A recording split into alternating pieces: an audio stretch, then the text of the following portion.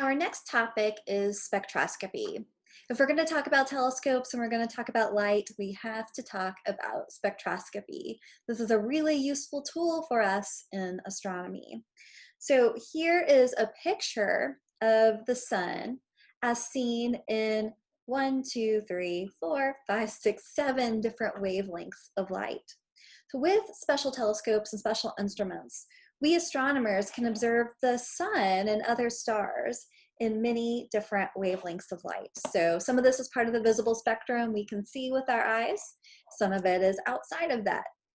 Each wavelength of light we can observe from a star or distant galaxy, black holes, planet, tells us something about the unique processes happening in different layers of the star, different layers of the supernova, different parts of that galaxy. Again, to refresh your memory, here's our electromagnetic spectrum. We've got the shortest wavelength, highest energy, highest frequency wavelengths of light down over here at gamma waves. We get to microwaves, radio waves down here on the lower end of the spectrum. Now, what we call white light is a mixture of all colors that are visible to us in the electromagnetic spectrum. White light, you can think about light coming in from the sun is emitting light in all parts of the electromagnetic spectrum. When that light gets passed through a prism is like a triangular piece of glass. When the light from the sun or another source gets passed through that prism, that light is bent in different ways depending on the wavelength of the light, and then that spreads out the light to show us the different colors of the rainbow. That's essentially what happens when you see a rainbow. The light from the sun is going through raindrops, and the raindrops act like a prism. Spectroscopy, for us as astronomers, allows the determination of the composition and conditions of an astronomical body. With spectroscopy, we can capture and analyze this spectrum of light that's either emitted or absorbed. Spectroscopy assumes that every atom or molecule will give a unique, what we call spectral signal. So here's what happens in spectroscopy. We have a light source. Let's say over here, this light gets passed through a little slit, and then it gets passed through what we call a diffraction grating. It's a piece of glass or plastic or other material that has a lot of aligned little slots where light can pass through. And when light can pass through that, it kind of spreads out the light into different parts of the electromagnetic spectrum, some of which we can see, some of which we can't. Okay. Similar thing happens when light passes through a little slit and then it goes through the prism. We spread out the light, we create this spectrum of light that we can analyze. Part of spectroscopy is understanding the structure of atoms. In an atom, we've got the nucleus of the atom in the middle that can be composed of protons and neutrons, and surrounding it, kind of orbiting it, like planets orbit the sun, we have electrons that are orbiting around the nucleus. These electron orbits are what we call quantized, which means that these orbits can only have discrete values and they can't have anything in between. And these discrete values are set, determined by that molecule itself, or that atom, I should say, itself. Let's talk about this picture that we see here. We've got a proton, this is hydrogen, the simplest atom. We've got the proton in the nucleus of our hydrogen atom. And then we have 3 possible orbits around that hydrogen atom where the electron could be orbiting the nucleus. Okay. And so as the electron, and it can only be in one of those 3, it can't be like halfway in between. So as the electron moves from one orbit to another, they can gain energy or they can lose energy. Okay. So if an electron bumps itself up from one orbit to the next, it has to gain energy in order to do that. If it wants to go from level 2 to level 3, it has to gain energy to do that. If it wants to move back down from this outer orbit down to a closer orbit around the nucleus, it has to give up energy in order to do that. So in order to bump them up to different, what we call orbital shells, to different orbital distances away from the nucleus, you have to either provide it with energy, it gets an energy kick and it bumps up to the next level. To get it to go down closer to orbiting around the nucleus of the atom, it has to give up energy. So it can give that up by emitting light, emitting a photon of light of a particular wavelength, of a particular energy, a certain energy. And when it does that, then it can bump itself back down to a closer orbit around the nucleus. If an electron moves to an outer orbit, then we can say that that atom is excited. If you excite the electron, you give it some energy, it's going to bump up from an orbital shell closer to the nucleus to one that's further away from the nucleus. And then an atom's energy is decreased if an electron moves to an inner orbit closer to the nucleus. Okay, so here we have an example of what we call emission, emitting light. So here we've got our hydrogen atom, here's the proton in the middle. We had an electron that was orbiting here in the third orbital shell away from the nucleus of the atom. And then something happens and it gives up some energy. It gives up a very particular, very exact amount of energy in order to bump it down to the next closer energy level to orbiting around the nucleus. Whenever it does that, the difference in energy to go from orbital 3 to orbital 2, it emits energy, and it emits that energy in the form of a photon. Photon is a packet of light. That photon has a particular wavelength of light, a particular frequency, and it emits that energy as light. And we can see the particular wavelength of light that's associated with exactly how much energy it's giving up in order for that electron to bump down to the next lower level. And then we have absorption. Absorption, you might have already figured it out. Absorption happens when an electron absorbs energy. It takes in energy and it bumps it up to the next higher level. So here we've got our hydrogen atom again. We've got the nucleus of the atom. Here we have our electron orbiting the second orbital shell. Here we have energy of red light that exactly matches the energy difference required to bump this electron from orbital 2 to orbital 3. And so that photon is picking up, it's absorbing that energy, and it lifts that electron to the outer shell, the outer orbit away from the nucleus, the next outer orbit.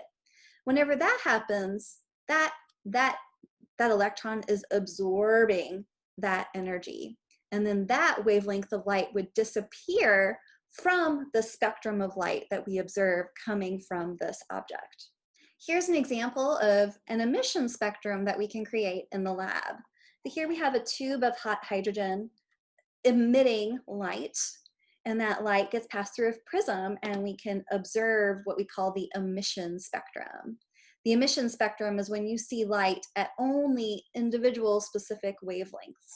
So what's happening here is that the atoms of the hydrogen are going to emit light at particular wavelengths set by the orbits that they just happen to be in around the nucleus.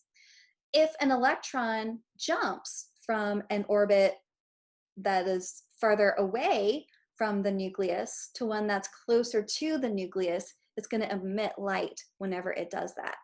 And the amount of energy that it gives up whenever it jumps between those orbits results in a wavelength of light. So for example, here in this hydrogen atom, if it's jumping from the third orbital to the second, it emits red light.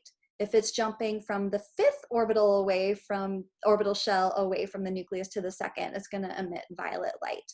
But for the hydrogen tube spectrum here, there's no orbit jump that corresponds to yellow or green lights. So those colors don't appear in the hydrogen spectrum.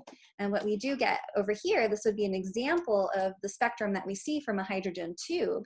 We see emission spectrum. We see light at individual specific wavelengths. Here peaking at around, let's see, we've got 656 nanometers, another one at 486 nanometers, and there are two more that are closer down to the violet. So the difference between our absorption and emission spectrums. Here are our emission spectrums where we see only particular colors of light that appear in the spectrum. In the absorption spectrum, we see the full range of the spectrum, but individual parts are missing. Okay, so in an emission spectrum, you have excited hot gas, and that light gets passed through a prism, and then you see the individual lines. But for an absorption spectrum, you've got a light source, maybe it's a star, and that light passes through some cold gas, and that gas is absorbing some of the energy from that light. And when you pass that light through a prism, what you'll see is the continuous spectrum with a few lines missing for the parts of the electromagnetic spectrum that got absorbed by the material within those cold gases here. So the emission spectrum caused when electrons in an atom are excited and emit light at specific wavelengths. The absorption spectrum is caused when incoming light of a wavelength is absorbed by an electron. Every astronomical object has a unique spectrum like a fingerprint, and we can use the spectrum of a star to tell us how hot that star is and what it is made up of. We can use emission spectrums coming from, let's say, planets or comets to tell us more about what they're made up of too. So here's an emission spectrum that's coming from a comet, and here we have the absorption spectrum for the sun. And so the sun's emitting light at all parts of our electromagnetic spectrum. That light is coming through the sun's atmosphere. Some of that light is being absorbed, removes some of those wavelengths of light in particular that we could see in the continuous spectrum, and then it leaves us with some information about what must be in the sun's upper atmosphere. Now the spectra we see from stars is going to shift due to their motion. Okay, why does that happen? We'll talk about that, but let me show you here what I've got going on. I've got a binary star system, that's two stars orbiting around their common center of mass, and here's the eyeball that's observing this happen. Down here we have the spectrum of light from those stars. Let's say they both have identical spectrum. But what happens is that when one is moving away from us, it shifts the spectral lines of those stars, of that star, away from where they should be.